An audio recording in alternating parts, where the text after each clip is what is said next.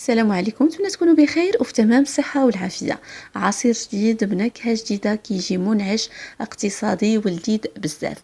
باش نصايبوا هاد العصير غنحتاجوا لواحد 3 ديال الحبات ديال الفريز اللي يكونوا كبار. كنحيدوا لهم هاد النباتات ديالهم الخضراء. بعد ذلك كنقطعوهم هكا لطريفات، قطعتهم على 4 باش يجيونا ساهلين هكا ملي نكونوا كنطحنوهم. نختاروا شي حبات هكا يكونوا حمرين ويكونوا طايبين، كي قلت يكونوا كبار. بعد ذلك ناخذ نص حبه ديال الخيار، وانا استعملتها كامله هكا بالقشره ديالها. ممكن تنقصوا لها القشره، او اللي ما كتعجبوش القشره يحيدها، فهذا هو اللي كيخلي العصير يجينا بلون احمر. انا استعملتها صراحه بالقشره ديالها لانه كيكون يعني حتى هو فيه فيتامينات ومغذي.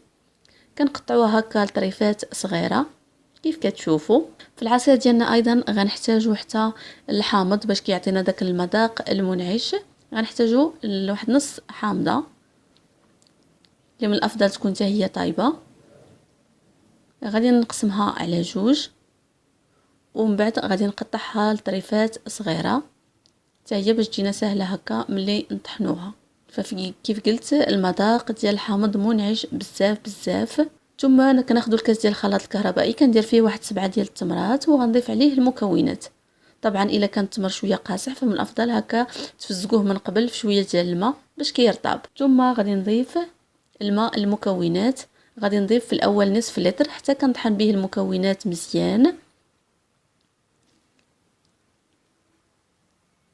وبعد ذلك غادي نضيف الباقي من الماء اللي هو نصف لتر اخر، يعني المجموع يترو ديال الماء.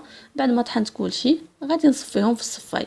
كيف كتشوفوا اللون ديال العصير كيفاش جا. الا بغيتوه يجيكم احمر اكثر نقصوا من الخيار، حيدوا ليه القشره واستعملوه بلا قشره. العصير ديالنا كيف كتشوفوا هو هذا، كيجي لذيذ ورائع جدا. بردوه باش يكون اكثر انتعاش، ونقول لكم الى اللقاء في وصفه لذيذه قادمه.